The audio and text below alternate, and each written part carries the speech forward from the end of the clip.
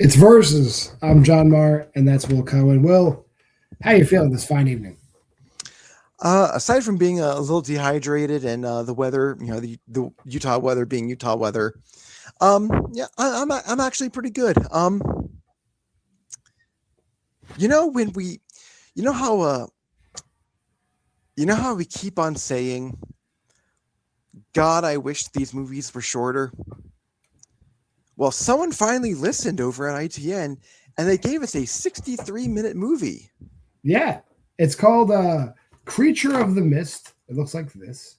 And Creature of the Mist is the title given to the English dub version of the movie. The movie in Chinese, I believe, is Fog Monster of Chang'an.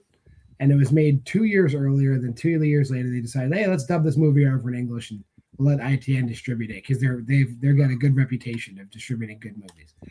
I will say this right from the jump. Is it Dinosaur Hotel 3? No, it is not. But it's not. It's light years above 90% of the movies we review on this show. Picture a Telephobia part, a Telephobia 2. Imagine the polar opposite of that and then divide it by 2. This is where that's at. Yeah. And it's a very simple movie. And I'll say this, if an American movie full on wholesale rips off another American movie, you point and you go, that what the fuck you doing? This is that movie. When a foreign movie is extremely similar to an American movie, you're like, all right, I understand. Our good friend Tony Durso, not friend of the channel, but our friend. He hasn't been on our channel yet. He runs a strength in multiplex about Amir Khan movies, and one of the movies is it's Memento in Hindi. That's all it is. It's fucking Memento, but they cram a romantic comedy in the middle of it, and it's called Gajini. But if you watch the movie, you're like, this is fucking Memento. There's no two ways about it. This movie is The Mist. It's The Mist, but it's set in feudal China. Right. Romance of the Three Kingdoms China. And it's the plot from The Mist. There's certain beats that are exactly the same. Yeah, instead of a shopping mall, it's like some kind of temple. It's like a high executive lounge. We would consider it like an executive lounge, but it's a place where dignitaries can stop over and rest, and they have food and drink and prostitutes for them. Little gentleman, don't worry.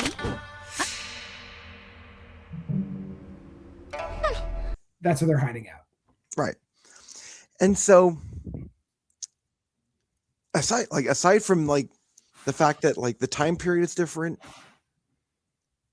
and this kind of has a hey, don't let anyone know that you're a prince subplot. Yeah, it's almost literally the same goddamn movie, down to the point where it's oh yeah, had we waited an extra 2 minutes, we would have been safe. The ending, with the exception of there isn't a mass suicide. That's missing. But the last shot is the same shot. They're sitting there, they're like, ugh, and then the friggin' Golden Army marches out of the fog, and they've saved everybody, and that's how the movie ends. I was like, that's The Mist.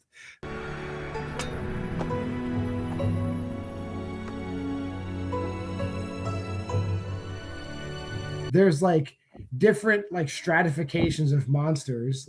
That's The Mist or Cloverfield, but I'm gonna say it's The Mist because this movie has mist.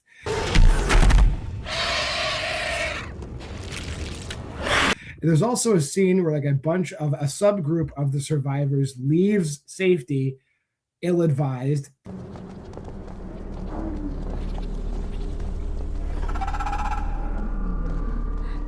That happens in The Mist. There's scenes where tentacles come into the building and drag people out of the building. That happens in The Mist. It's okay, cool. You go. I am not trying to start a war with China. You guys do whatever you want. This is fine. So, but here's the thing. where the movie differs from The Mist is that really in The Mist, we don't really get to clearly see the creatures, but here we very clearly see the creatures, like very, very clearly get to see them at times. Yeah, right from the jump, it's the monster from the movie Monsters.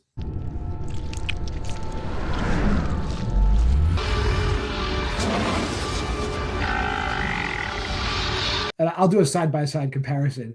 The monster from the movie Monsters is like within the first 30 seconds of the movie, you just see it. Right. Like, oh, there it is. Peekaboo. The one thing, like one of the things that bothered me is it's not that this film has shitty CGI, because it does. It absolutely does. But it has things that are CGI that I felt were not necessary to make CGI. Like the very first thing we see is a fucking CGI pigeon.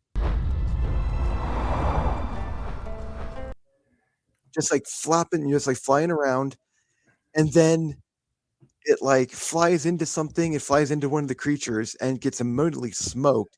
And then like you see like our two like main protagonists, that the prince and his bodyguard, and this dead bird just like literally just like plops down the ground. So it's like it looks like they either like got a fake prop bird, or maybe they actually just murdered a bird and like plopped it down their feet.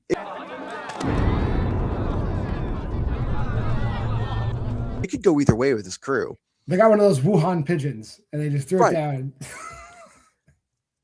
Which I wish I could say wasn't hilarious, but it absolutely is. It's hilarious for all the wrong reasons, which falls right into ITN, which is exactly why this was the house that needed to distribute this film.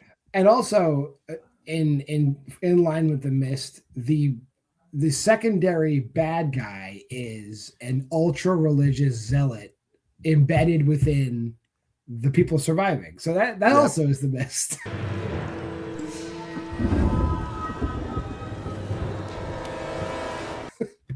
But it turns out, you know, not to spoil the plot of this 63-minute movie, but like the reason why the prince is the prince is because when there was a regime change, like they had assassinated the former emperor and blamed it on these religious zealots, and like they were right.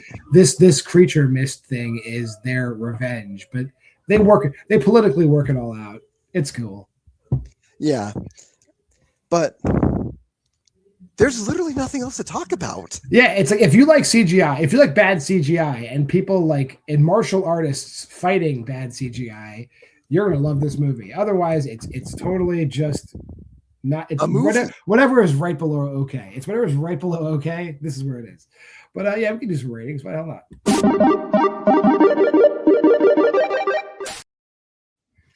I did not have a bad time with this. I have nothing like, I don't have any anger, vitriol towards this movie. Like the actors are fine. CGI is bad. The costumes are good, and the set design is nice. But I don't have much nice to say about it. It's not bad. 2.5. Well, yeah, just when you think that the film is like really starting to like overstay its welcome, it ends. And then you get to sit with it I feel like you get to sit with this film longer than the film is even like a thing. But it's like, yeah, if you like just like straight up shitty ripoffs of movies, this is 100% going to be your jam. But, you know, everything that John said was 100% valid. This isn't quite a C. This isn't quite like a C-. It's not quite a D+. Like if C++ was a little like a C- was a legitimate grade, that's probably what this would be. So also 2.5. Fair enough. Hey, next week though, I have a treat for everybody because we're getting into like the very beginnings of like the golden age of ITN. This is when you have movies where Chrissy One is in it, and apparently she couldn't find a babysitter, so her 2 kids are in the movie again. Yes, you know, she brings her kids. This is Ragdoll next week, and I know she's like one of the main characters in it, and her kids are in it. So they will, I guarantee, have still are unable to act in this movie. I'm gonna call it. The boy is not going to have any emotions in this movie. That being said, if you made this far in the video, like, comment, subscribe, and share. Go to the Facebook group at Why We Love Horror. Check out our Letterboxd challenge for 2026 at this QR code. Pause, check it out. Until next time, I'm JWMaher, and that's Will Cohen. This has been Versus.